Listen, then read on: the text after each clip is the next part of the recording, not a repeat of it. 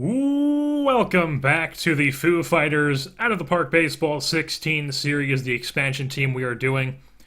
And we ended this last time at the end of a series against the Kansas City Royals towards the end of May here. We're at May 30th. And before we resume the simming, I want to just take a look at how the team is doing. As you look right now, here's our lineup.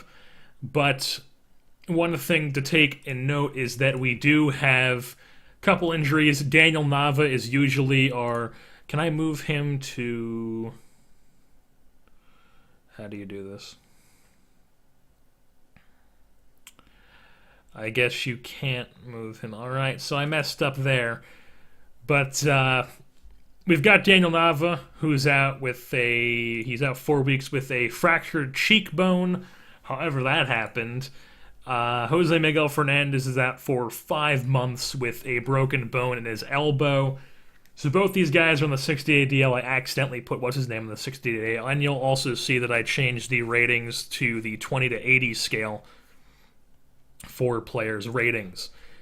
So Nava and Miguel Fernandez are usually our starting right fielder and second baseman, but they're out right now. So instead, we have Cabrera, Sanchez, Medica, Middlebrooks, Cersei, DeCastro, who we called up, Daza, and Caesar, and then followed by Martin Maldonado. As of right now, Maldonado is hitting 185 with a 263 OBP, 222 slugging, and a 485 OPS, which is, well, not good at all, not even in the slightest. He currently has a .01 WAR. He's projected to have a .04 WAR. And he's projected to have a very bad season with 0 home runs. And really the only reason this guy plays is because of his fielding. And I'm starting to think that, I don't know, maybe we should put in Romine, give him a chance, see how he does here. Neither of these guys really think they should be a starter. So maybe we could look down here in AAA and see Adam Duvall. How's he hitting down in he's raking in AAA. All right. Elizer Alfonso is apparently raking down there, 316. I think we're going to give Romine a shot here in the starting spot and see how that goes for a bit. So Romine is the starting catcher. Do it for... Maldonado is a right-handed bat. Romine is also... Yeah, so we can't really platoon them. We'll just go with Romine over Maldonado for a while here. And then put... I don't really know if I want Maldonado as a pinch hitter. Yeah, so we'll just leave him out of there. So Maldonado we know is not playing well. Medica... can't really ask for too much more from this guy. He's currently got 8 bombs, 26 RBI, 23 runs. He's got 248 average, 314 OBP, a 740 OPS. I mean, not exactly like lights out numbers, but I mean, what else can you ask from a guy who's really not even a starting caliber player who is starting and also hitting in our 3-hole? Cersei is playing pretty well. 267 OBP, 267 average, 308 OBP. He's got a 730 OPS, which is, I mean, not too bad. So he's doing well ever since we picked him up. 41 games played. Leidendorf off the bench is hitting 429. Carlos Sanchez, 277, 320, 668 OPS. So not too shabby over there from Carlos Sanchez in the 2-hole. Middlebrooks definitely could use some better stats because he could definitely be playing better. 211 average is not what you want at 246 OBP. Might have to call Duvall here and try out him at the third base position. Everett Cabrera, how's he doing? He's got a 240 average with a 314 OBP. He's got 9 stolen bags. He's been caught stealing 5 times, though, which could be doing better, could be doing worse. Deaza, 264, 332. Like I said, he's kind of just like a guy to plug it in there in left field, who he's not doing too bad. I mean, I'll take the 264, I'll take that. Matt Caesar, also, he's playing pretty well. 268 average, 317 OBP. Generally, these guys are hitting exactly where you would kind of expect them to be hitting, except for, well, they're kind of all hitting exactly where you'd expect them to be. Maybe Cersei's a little bit higher than you would expect. I don't know, I'd say right about a 9. Yeah, so I'd say all these guys are really hitting right about. Middlebrook's pretty disappointing, though. I'd expect him to be doing a bit better. And Unel DeCaster, who I just called up, is hitting 226 in 9 games, but he does have a 368 OBP. So hopefully he can continue to improve in that right field spot. And I'm also going to go down into AAA and take a look at statistics here. Alright, that's not what I was... Take a look at statistics and see if I could possibly call up somebody here. Taylor Hill's pitching well in AAA. He could get called up. Oh, not really. He's got a 4.71. He's got a good record, though. So I'm thinking about calling up Duvall here and seeing if we could send down Leidendorf, possibly. Yeah, let's send down Leidendorf to AAA and see what we could do. Who's this Salcedo guy? What's he up to? I don't really want to call him up. Duvall is going to get called up, though. So Duvall's getting called up. We're probably going to put him in the starting spot. And I'm going to see Taylor Hill, maybe? Possibly. Frias. I'm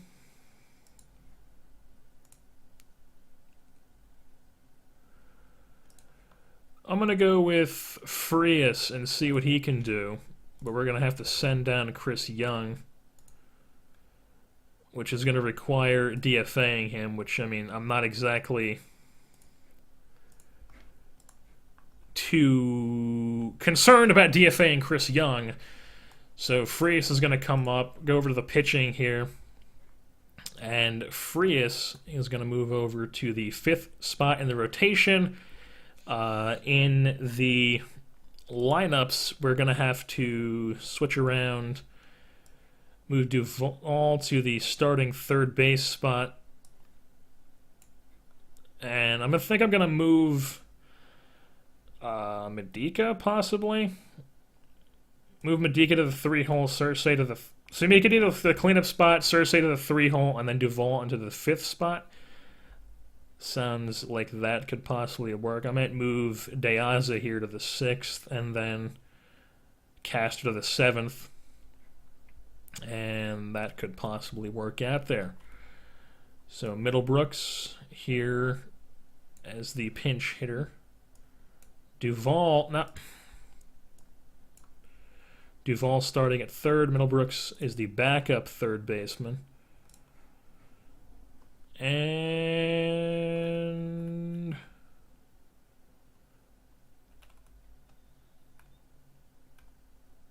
I put Jackson there.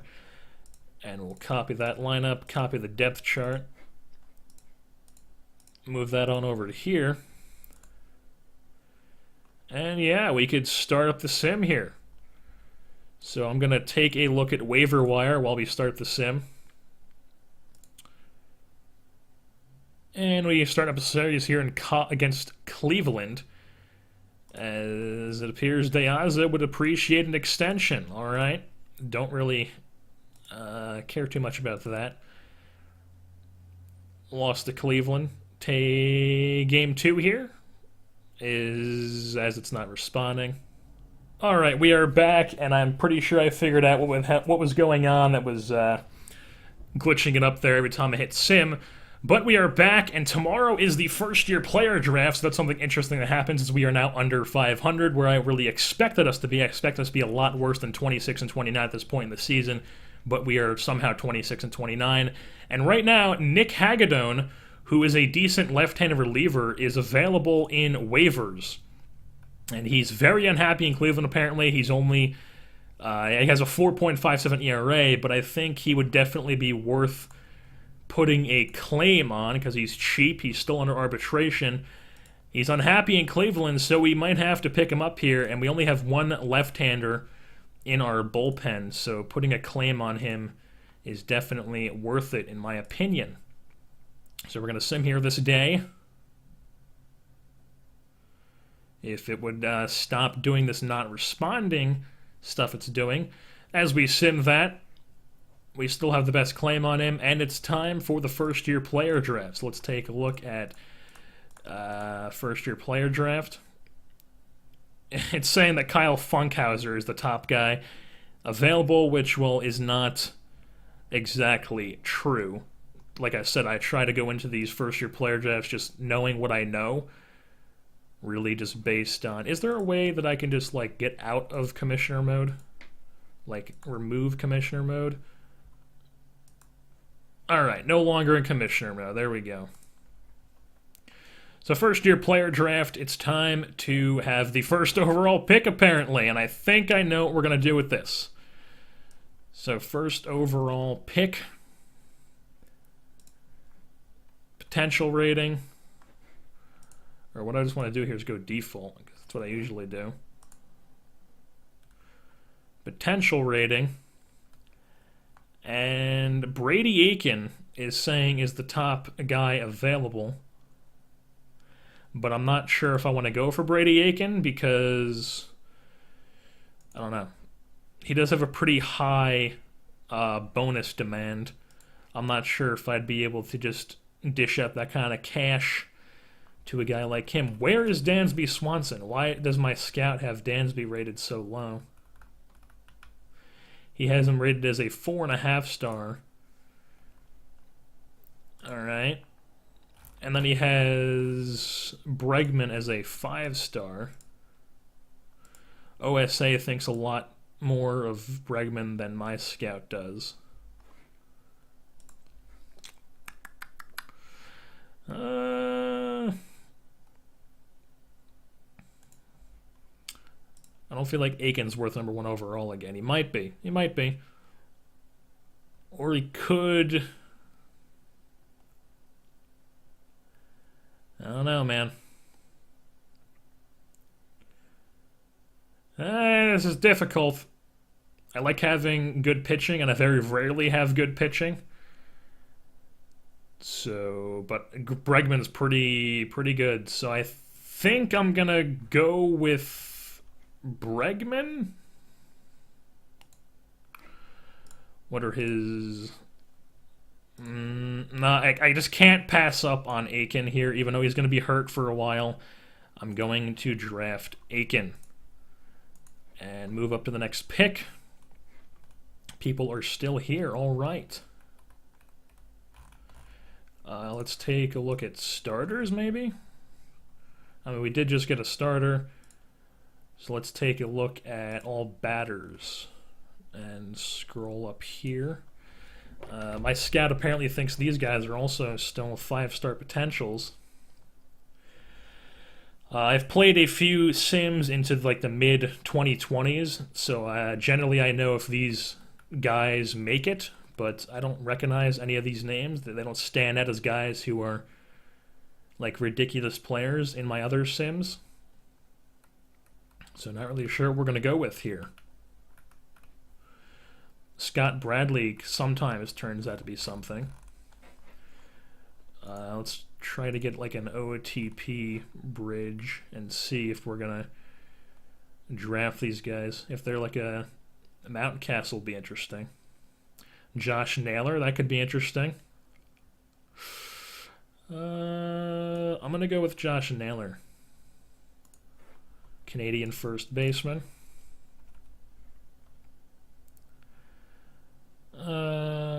Cody Clemens will be interesting. Ryan January, he usually turns into something. Tyler Nevin sometimes does, sometimes doesn't. Starter. Hunter Parsons.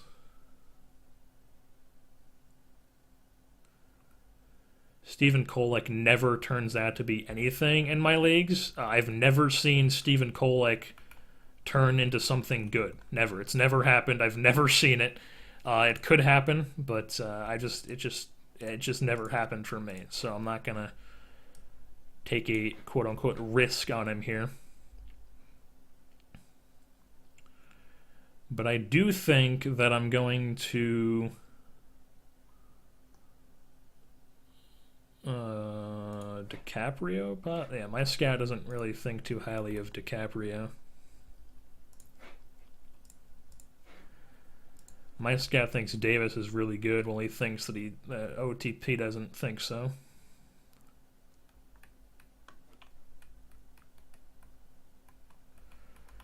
Bradley, possibly. Dayton Dugas. I'm going to go with Dugas here and see how he works out. I don't usually take this long to do these drafts, but I just want to make sure that in like the first couple of years, you really want to make sure you get as much value as you possibly can in these drafts. And really, the talent level drops off tremendously in the future seasons, so these early drafts are really when you want to capitalize on drafting people. And January usually turns out to be a pretty good player for me, but might not go with him here. I might try to go with Scott Bradley. See, he's like the opposite of the other guy. Bradley, it says that my scout likes him, but OTP doesn't. And then OTP likes January, but my scout doesn't.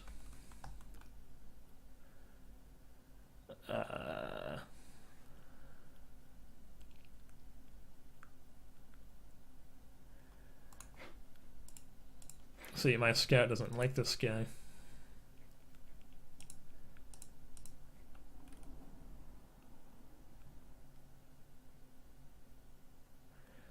Cody Clemens is usually apparently not. I'm going to go with Cody Clemens, see how he goes.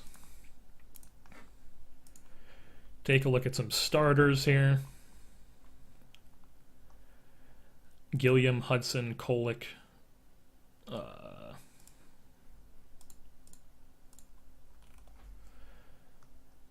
Kolick. My scout apparently likes Kolick a decent amount. As well as the game. I mean, he's 2-8 right now in, I believe, high school. Yeah, out of high school. He's 2-8 out of high school, so that's not exactly... I don't know if his stats mean too much, especially when lost. He has a 3.49 ERA. That's not exactly what you want to see out of a high school prospect who's supposed to be this good.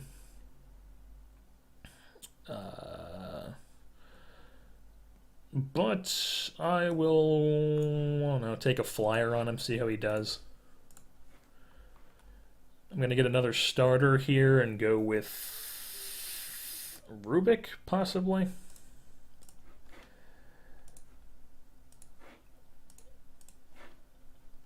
Decent could be something pretty decent. I'm going to go with Parsons because he's impossible, but never mind. Then I'll go Deason. And then I'll go back to batters here. Try to pick up a few of these guys. Are there any names that I recognize from other Sims? No. So I'm going to go with Bradley. And then I'm going to go to OTP, or OSA.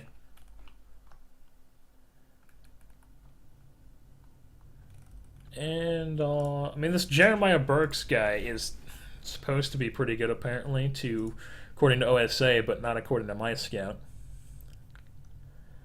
I mean, there's no way these guys are that high of a potential this late in the draft. So I'm going to scroll down here.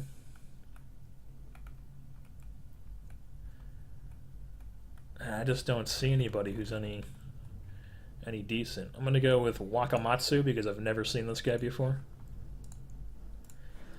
And right now I'm just kind of just gonna draft just really just based on if they're talented. I mean, this guy's talented, so why not go with them? All right, so it's time to negotiate with draftees. The definitely one we want to get is Brady Aiken and his $8 million signing bonus that he wants. Definitely want to go with Naylor here. Want to make sure I get as many people who I could get here. Definitely want to go with Dugas, Cody Clemens,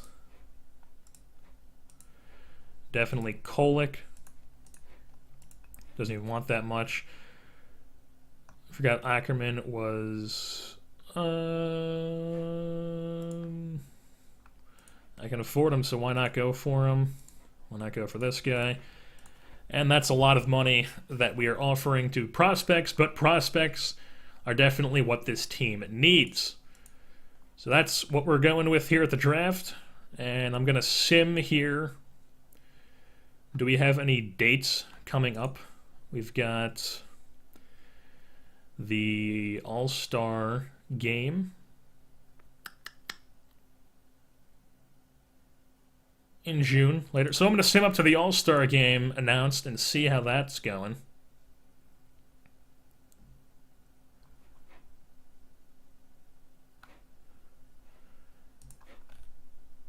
Nick Hagedorn has been claimed. All right. So we've got Hagedorn. Now we have to send down a reliever, which I think what we're going to do here is send down... I don't know.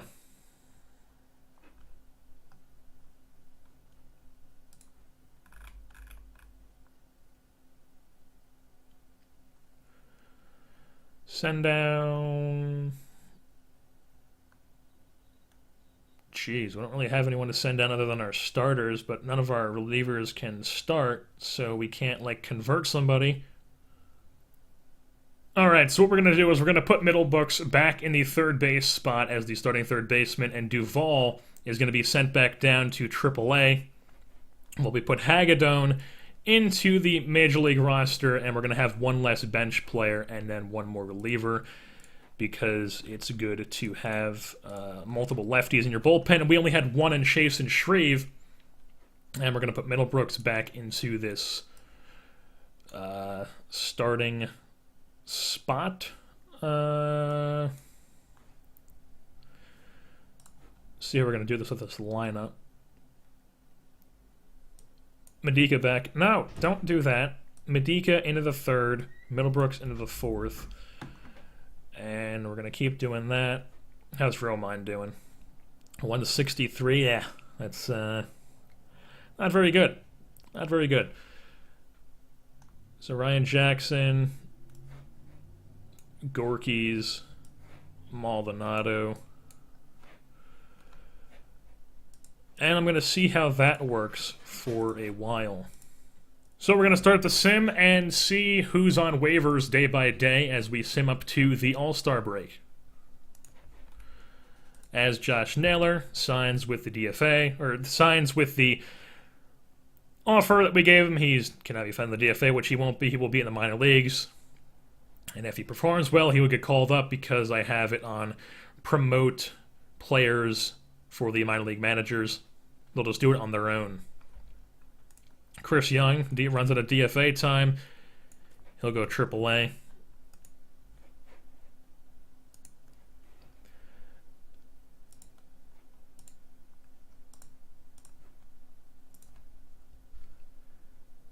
Billy Butler DFA'd by the A's. That's interesting. Don't really want that contract, though, so I'm not going to mess with that. As we're in this series against Detroit, that guy is now signed with us, Kari Kani. Keep our eyes on the waiver wire.